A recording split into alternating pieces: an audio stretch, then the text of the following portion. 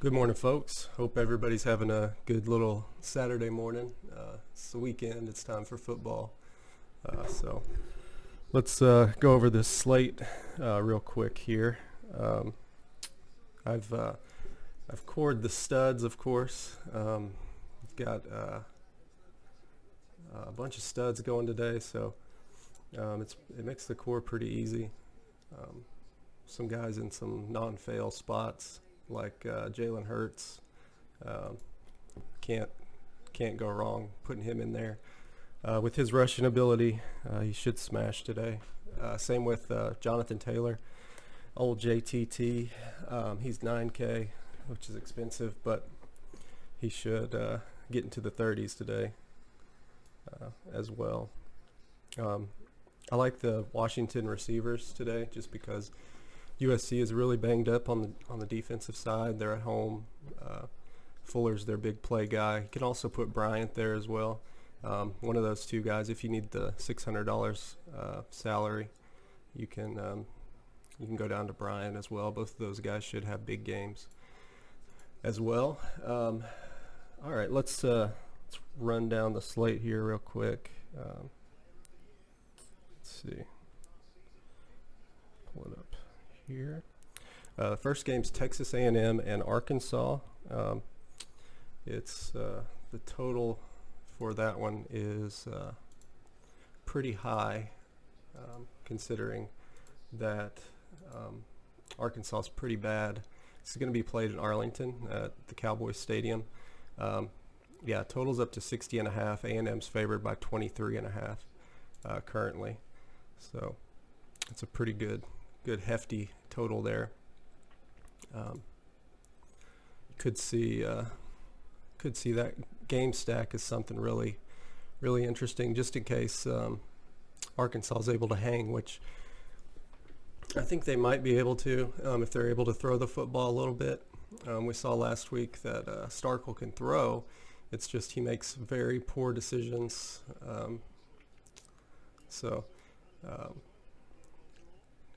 Could see that game go off for sure. Kellen Mond's an elite play on DK. He's his rushing ability combined with his throwing ability. He's been trying to throw the ball a lot more this year, so could see him go off today. Let's see. I'm trying to make this zoom in here. Zoom. There we go. Make it a little bit bigger. There we go. Okay. All right. So that game. Let's pull up the receivers. Osborne is probably my favorite one on A&M. He makes things happen. Probably their best all-around receiver. Courtney Davis would be second. They're pretty cheap. I mean, considering they're the two main target guys on that team. Smith for $3,800 is a really good bargain. He's supposedly going to get more playing time. He's a true freshman, so yeah, you could see him smashing just that salary there. Kendrick Rogers, they look for when they're down on the goal line. He gets a lot of red zone targets, so could definitely use him if you needed that salary as well in a stack.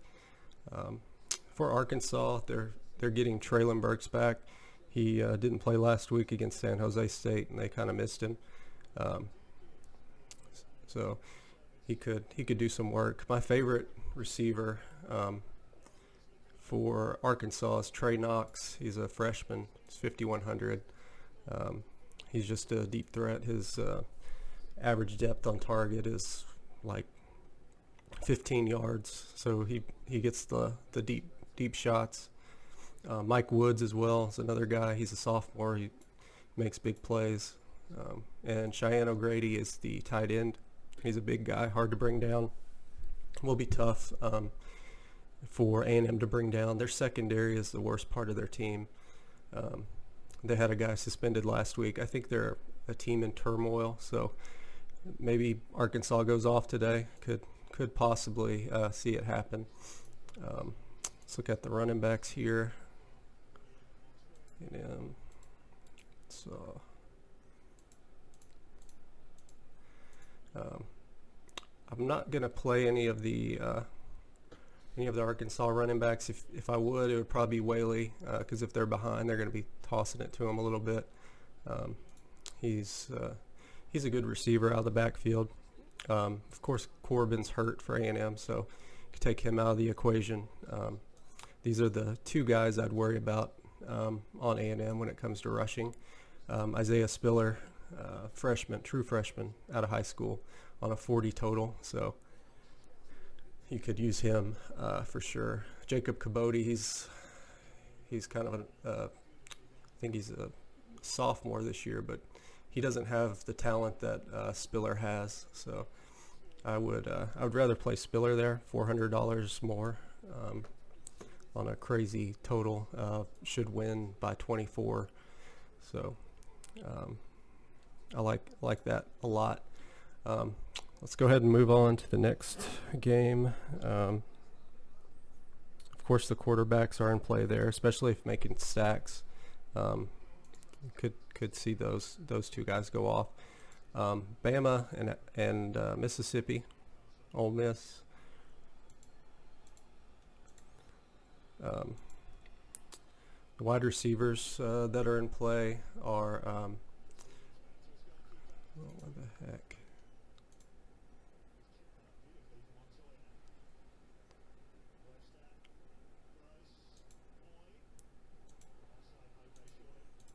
Okay.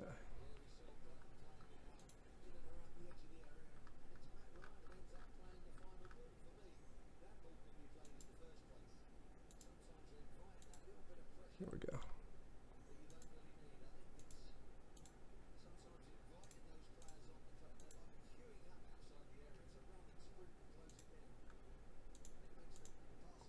Okay, there we go. The receivers to worry about here on Bama, the thing you got to worry about is the old roulette. Never know what's going to happen. There actually was an article that came out this week about how they play rock, paper, scissors to decide who gets to play what, or who gets to run what route. So, yeah, it's kind of like that when putting them in your DK lineups as well.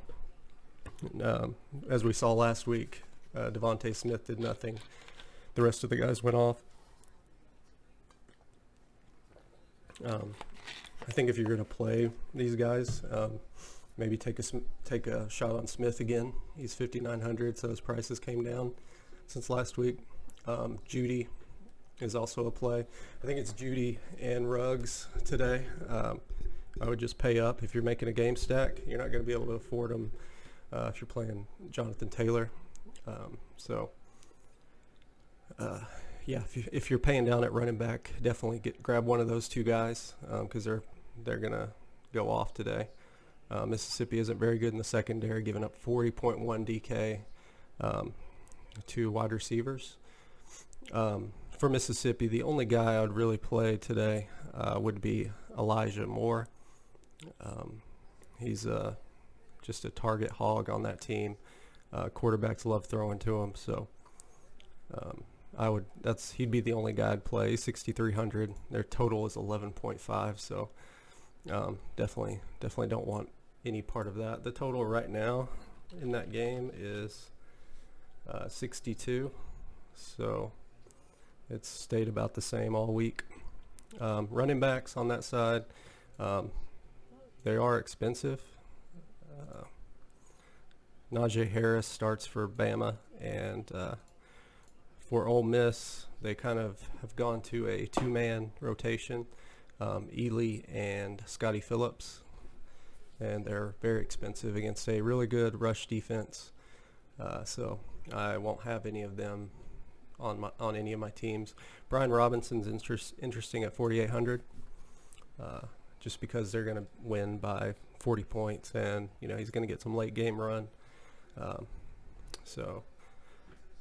Can play them for sure.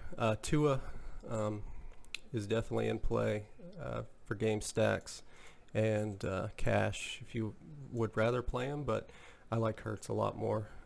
Don't see how he fails today. And I don't want to touch the Mississippi quarterback at all. So Let's move on to the next one here. Let's see. Kansas and TCU. The total on this one currently.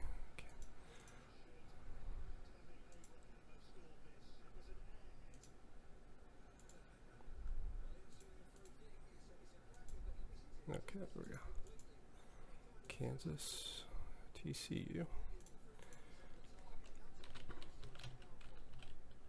It's sitting at 48, low total. TCU's favored by 14.5, so it's around a 32 team total. So a lot of points for TCU. Can see them doing some work today on the ground, especially. Kansas doesn't allow a lot through the air. Their cornerbacks are actually decent, so I don't like attacking them through the air. Also, Max Duggan isn't a very good quarterback yet. He's going to be eventually, but not yet. Let's see. All right, there we go. For Kansas, because they're probably going to be playing from behind with that 15.5 line.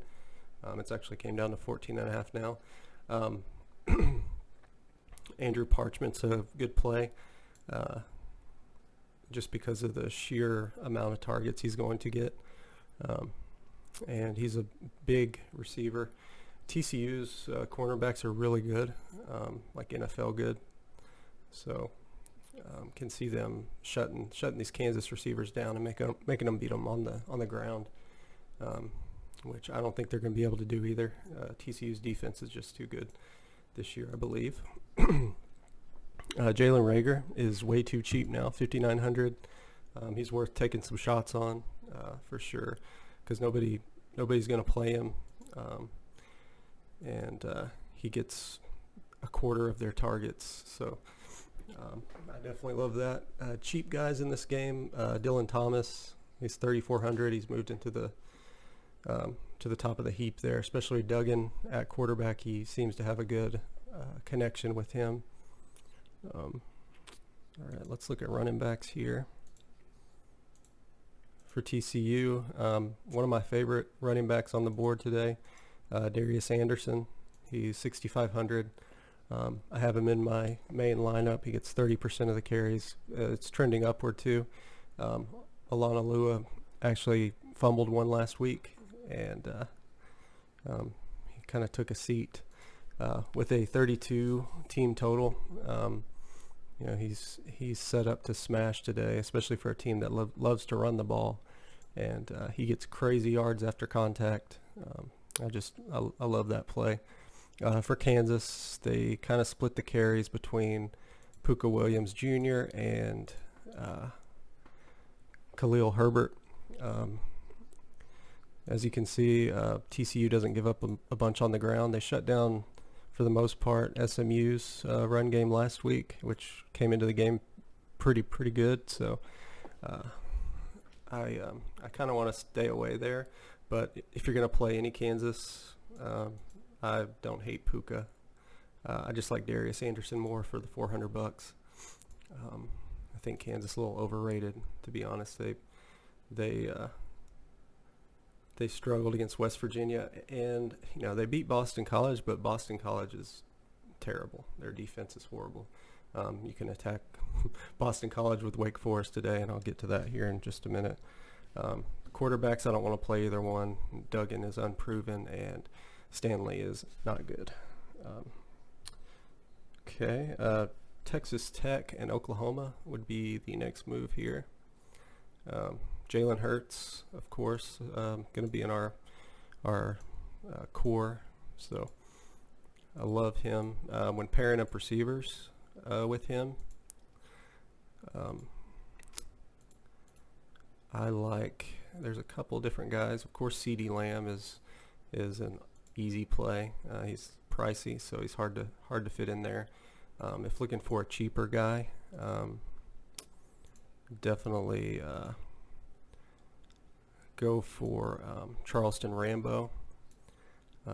He's he gets 16% of the targets. He gets 20.9 yards per target, which is up there with Lamb. Can definitely see him having a big day. And he's cheap. He's 5,600, so can't really beat that. Lee Morris is also another guy. He's 3,400, and he gets end zone targets as well. Him and Calcaterra actually share that tight end spot. Sometimes they're both in there. Either one of those guys can have a big day. For Texas Tech, TJ Vasher's their big play guy. He's 6'5", 6'6", and can jump out of the gym. And he gets 23.4% of the targets, and he can make a big play. They look for him in the red zone as well. Just depends on their quarterback play. If they get a good day from Duffy or Tyner, they can. One of those guys can smash on Texas Tech. They throw the ball a lot. They have 3 running backs as well. So Rigdon's also interesting. Gets 12% of the targets. McLean Mannix, a transfer from Nevada, also very nice. Running back wise, don't want to play Oklahoma running backs as Hurts takes most of their usage. In GPPs, if for some reason you're fading Hurts and you want to play the Oklahoma running backs, that's definitely an option. If you're not playing him in GPPs, you're banking on maybe the running back stealing his touchdowns, which that could happen, I guess, but I'm not so sure it does. The 2 main guys are Sermon and Kennedy Brooks from my high school, so I like those guys in GPPs. They're cheap too. They haven't done anything this year, and they could break out at any moment. They did some stuff last year with Murray even in, so Sermon starts and Brooks comes in as well. For Texas Tech, I don't really want to play any of their running backs as they're probably going to be behind. Shine, the transfer from Utah, is big back, and Henry gets some receptions as well. So, if you're going to play one of them, I guess that guy Henry would be a good move. Don't want to play any of the Texas Tech quarterbacks. I guess you could take a chance on Duffy as he's a run threat. They do have him for a 21 team total, so they do see them scoring 3 touchdowns or so. Okay, on to the next one, Northwestern and Wisconsin. This game includes our other lock, Jonathan Taylor. So we like him to do some work today. My Excel is acting horrible today. It already crashed and dropped my Fanduel Playz, so I'm gonna have to rush through that. I had it almost completed and it completely crashed, so that's neither here nor there. All right, for Wisconsin, their wide receivers, I would start with Quintez Cephas. He gets 20% of the targets, 12.8 yards per target, makes the big plays, and Northwestern secondary isn't very good. They give up 30 points per game to wide receivers. AJ Taylor's also there. All these guys are cheap. It just depends on which one's going to go off. My bet would be on Cephas, as he gets 20% of the targets and can make big plays.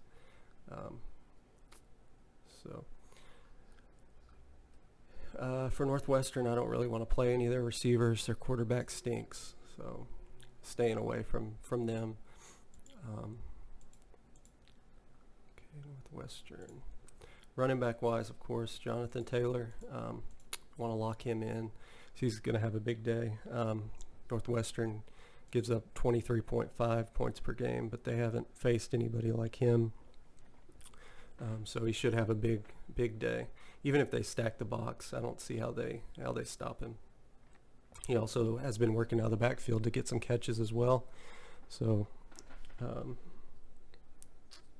know, he's kind of game script proof there, just in case. But, you know, they see them scoring 5 or 6 touchdowns, so he can definitely get 3 or 4 of those easy. And, yep. For Northwestern running back wise, fly buzzing around or something. Drake Anderson and Isaiah Bowser are set to share the running back role. For a team that's only getting 11 team total, I don't see them smashing. I guess I would have Bowser before Drake Anderson, as he will be less chalky, and I think Bowser's just a better running back. Quarterback wise, Jack Cohn for Wisconsin is in play. He's only 5,900, so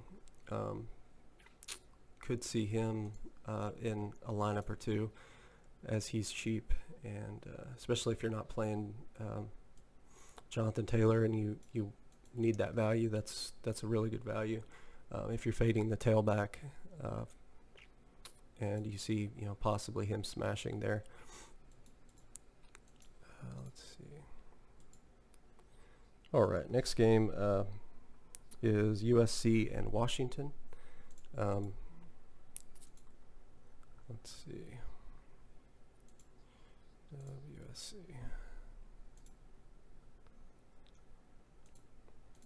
Wisconsin or USC has a bunch of injuries on the defensive side. 2 of their starting cornerbacks are out, so that's why I've locked Fuller in as a core play. 35 total for them.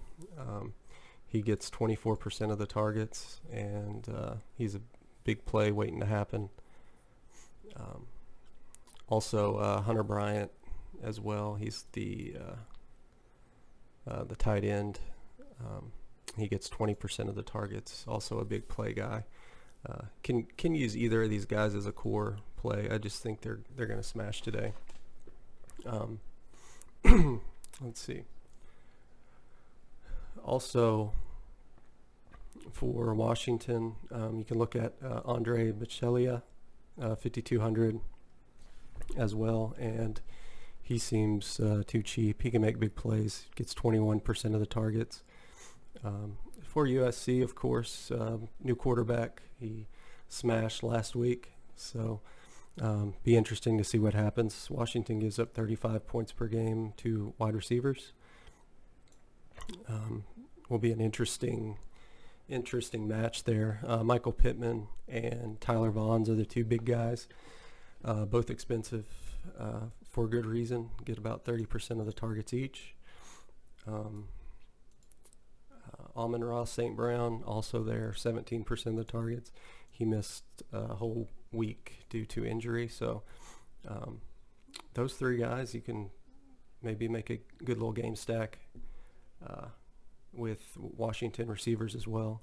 I don't hate that, especially with Jacob Eason is also a really elite play at 5,900 on in the Superflex if you need that salary. For the on the running back end here, USC, it's kind of turned into a 3-man share for USC. Malapai and Carr and Step. I don't love it, as Step has been getting a ton more carries now that he's healthy, and Washington doesn't give up a bunch of points on the ground. On the Washington side, depends on what we hear on Ahmed's injury. If he's back, he could be a very good GPP play, as Washington should be able to run the football on this USC defense as well.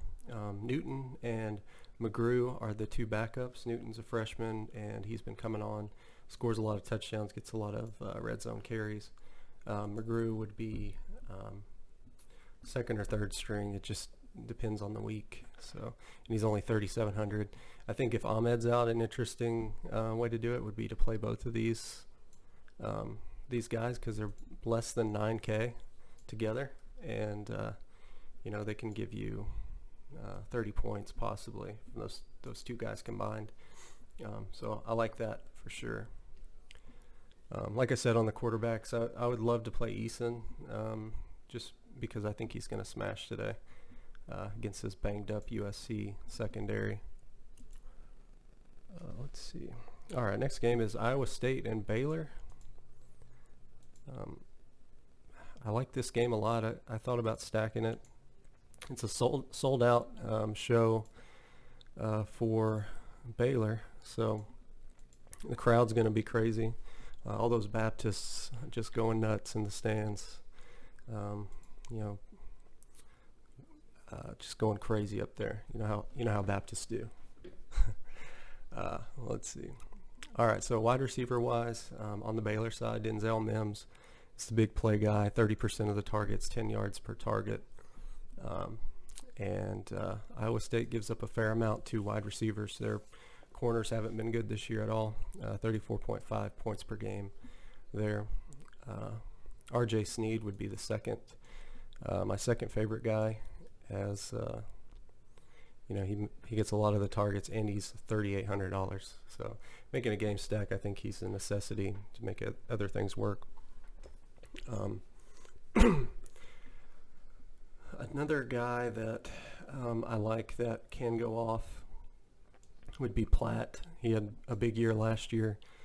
He's not started off too well, but 5,600, he can possibly have a big day.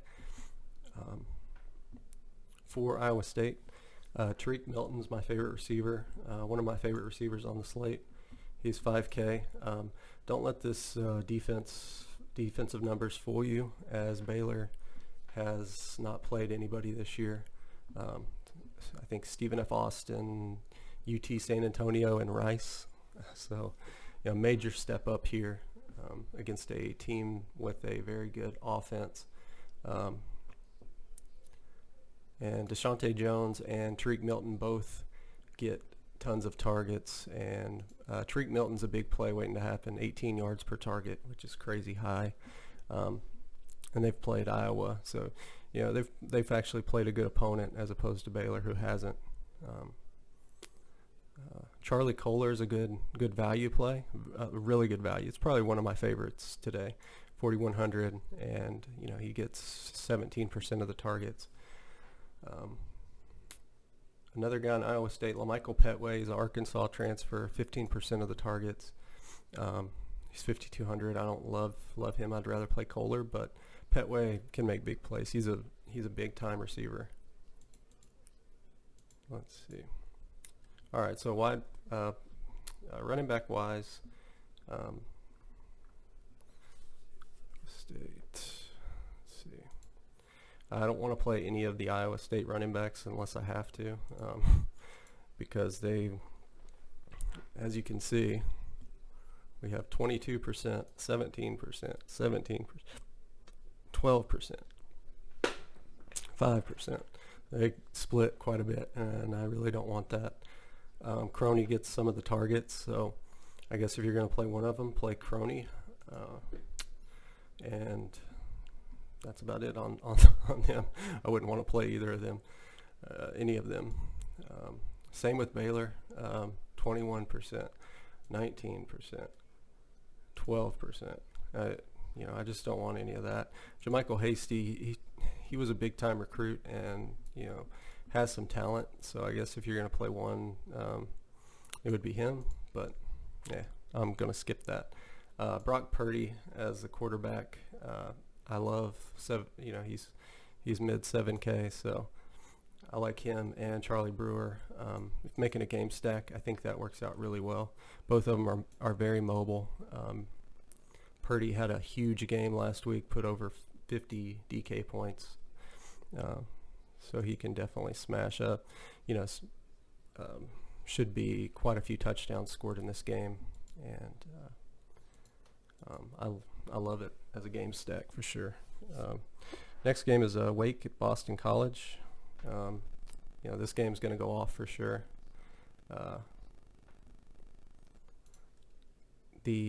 For the wide receivers here, let's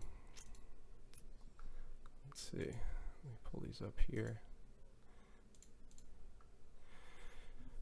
BC doesn't have a whole lot that interests me wide receiver wise. I think they're going to be able to make hay on the ground.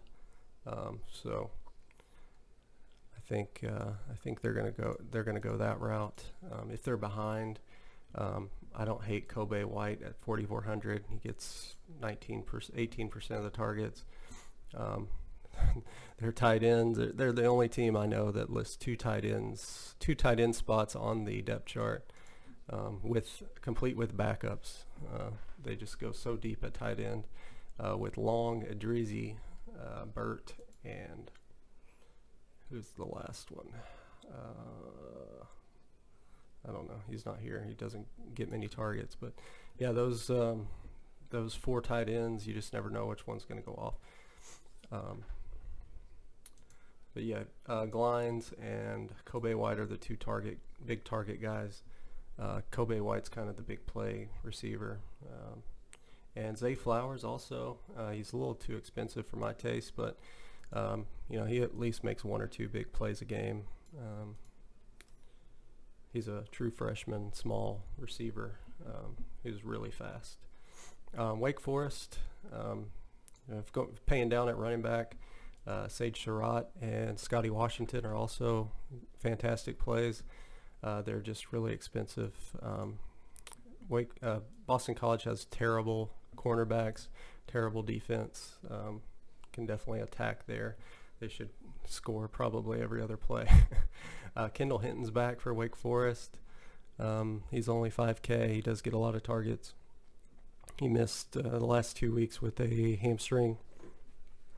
Ja'Quari Roberson has filled in for him, scored a touchdown last week. Can definitely see him making some plays for 4K. He's too cheap. Running back wise, one of my favorite running back groups is Wake Forest. It'd be interesting to play both Carney and Walker together. They're less than 10K in a smash spot against Wake Forest.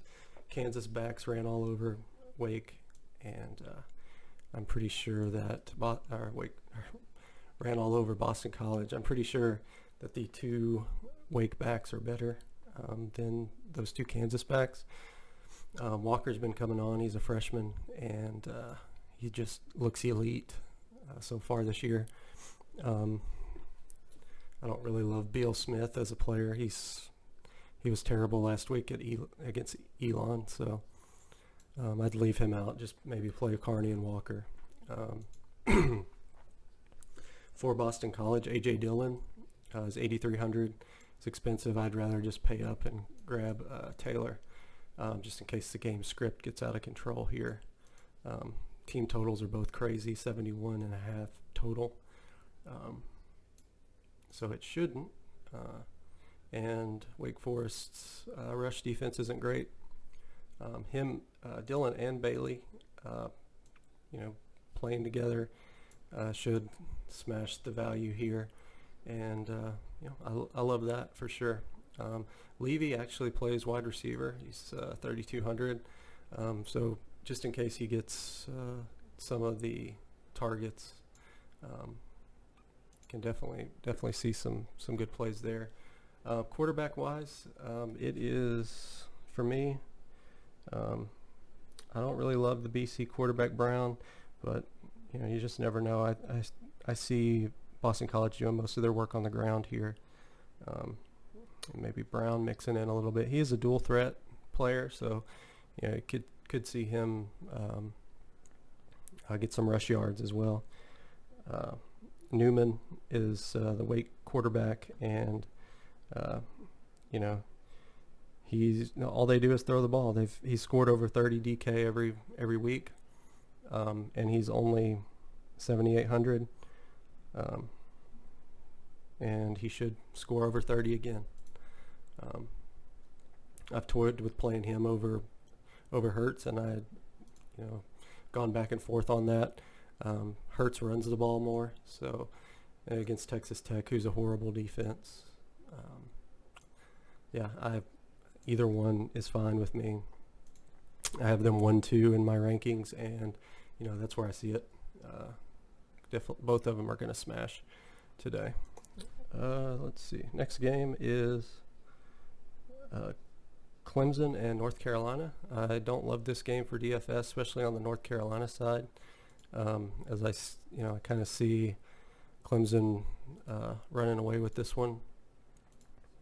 Literally, they should be able to move the ball on the ground. Etienne's an elite play, as is Dixon. For Clemson through the air, also there's some good value here. Let's see. Justin Ross is supposedly back from injury. Gets 26% of the targets, kind of around the line of scrimmage though. Hasn't really had any deep shots yet. T. Higgins is the deep play guy so far this year, against a team that is terrible in the secondary. 43 total, so could definitely make some big plays there. Amari Rogers is back, 4,600. Super cheap, one of my favorite value plays today, against a terrible secondary. 36.4 DK per game, 18.1 yards per target. Now that's kind of deceiving. He does catch the ball around the line of scrimmage, but he's a great player with making yards after contact. On the North Carolina side, De'Ami Brown would be the only guy I'd really want to look at here. Their quarterback play hasn't been good against good teams, as we saw against Wake Forest. Kind of came on late there, but 17 team total isn't what I want to mess with. For the running back situation here, for Clemson, it's Travis Etienne, of course, and Lynn J. Dixon is a good play as well. They're both pricey. I would rather stick with the sure thing and Jonathan Taylor, but I could see why playing Etienne would be a good option with a 43 total. Could see a blowout here though, so just never know. Running back situation on North Carolina, just don't play any of them. Clemson's rush defense is elite, and when it comes to quarterback, Trevor Lawrence would be the only guy I'd play from this game. He might have a huge game today, as he can throw the ball and run a little bit. So I don't hate that. All right, moving on to the next game. We got Georgia Tech and Temple. A lot of good value here in this game, as the Temple wide receivers are pretty cheap. Georgia Tech's actually performed admirable against the pass, so I don't love it, especially with these totals being lower. Only seeing 4 touchdowns. You want to go with the guys that get the most targets. Jaden Blue, Brandon Mack, and Isaiah Wright dominate the targets here. Jaden Blue so far has made the biggest plays, and he would be the one I'd like the most. He's going to be the chalkiest as well. So in GPPs, I don't hate playing Mack or Wright. Just know that Blue is probably the chalkiest one. He's came on this year. He I think he's either a freshman or just now playing this year. I can't remember, but Mack and Wright are also good plays at that price, 5,100. They got lazy, I think, and they just threw everybody in under the same umbrella. For Georgia Tech, I don't want to play any of their receivers. If you do, Malachi Carter would be one, and Tyler Davis, the tight end, for 3,200 is a good value. Could definitely see him making a play or two. For Georgia Tech, on the running back end, against Temple shut down Maryland's rush defense, which we saw last night wasn't really as big a feat as we thought at the time. Georgia Tech has Jordan Mason, one of the best big backs in the game, 5,400. Gets 35% of the carries, so I don't hate that. They only see him scoring 3 touchdowns this game. He probably gets 1 or 2. he can definitely make value at that price.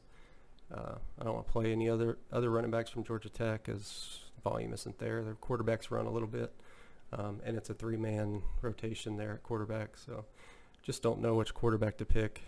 It's the worst. The coach is the worst. Just give us a damn depth chart and, let us go from there and play one quarterback. Stop rotating. Just play Oliver. How about that? All right, the Temple running back situation. They start Gardner. He's not very good. Not a good running back at all. Raymond Davis is the backup. He's a freshman. Does get 32% of the carries. He's 4,200 on DK.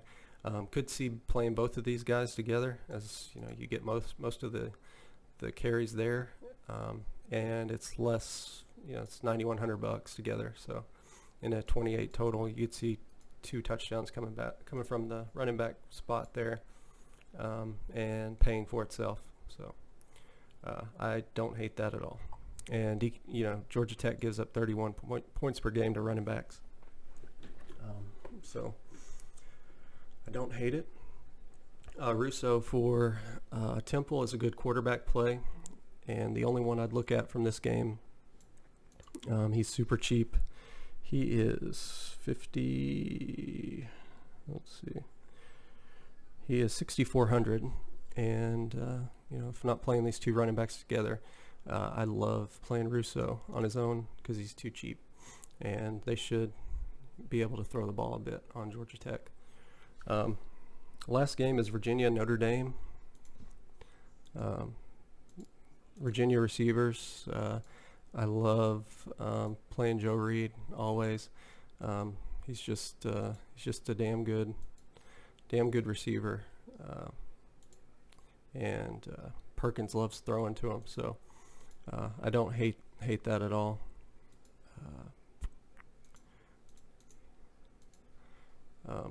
He gets 24% of the targets, made 23 catches. Team total's low, so I don't love it, but I don't hate it either. Dubois is the other guy, 5K. He gets 17% of the targets, and he gets smash tonight as well. It's one of those 2 guys. I like Reed a little bit more because they kind of scheme up plays for him. On the Notre Dame side, I like a lot more. Virginia's not very good in the defensive backfield, and it's at Notre Dame. Claypool can have a big day, 6,400 on DK, 34% of the targets, and make plays down the field. Cole Kmet, he came back last week and had 10 targets, and he's just a big tight end. Loves to make plays. $5,100. I love that. I kind of like it more than the Temple receivers at that price, to be honest. Chris Finke is the kind of the lunch pail wide receiver, $4,800. Can see him smashing that price as well. He kind of makes the plays around the line of scrimmage and sometimes make people miss. That's pretty much it at the wide receiver spot. Running backs. Jameer Smith is back for Notre Dame, and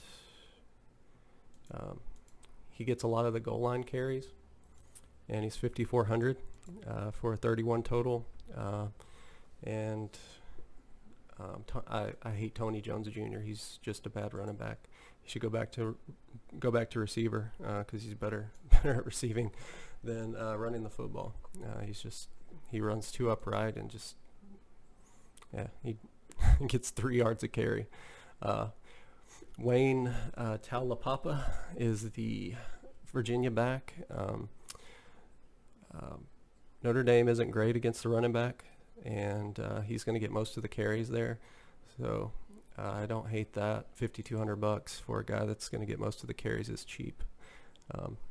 On the quarterback side, Perkins and Book. I like Book a lot more as Notre Dame has shown it can't really run the ball very effectively. So Book has to make plays. And he is 7,900. I like Mond a lot better and Newman a lot better. So I'd put those guys above there, but making a stack or something, I don't hate it. But yeah, I'm working on getting all the FanDuel stuff up. Like I said, my damn thing crashed on me. I'll show you here. Hold on. FanDuel. No, that's not it. It's FanDuel main.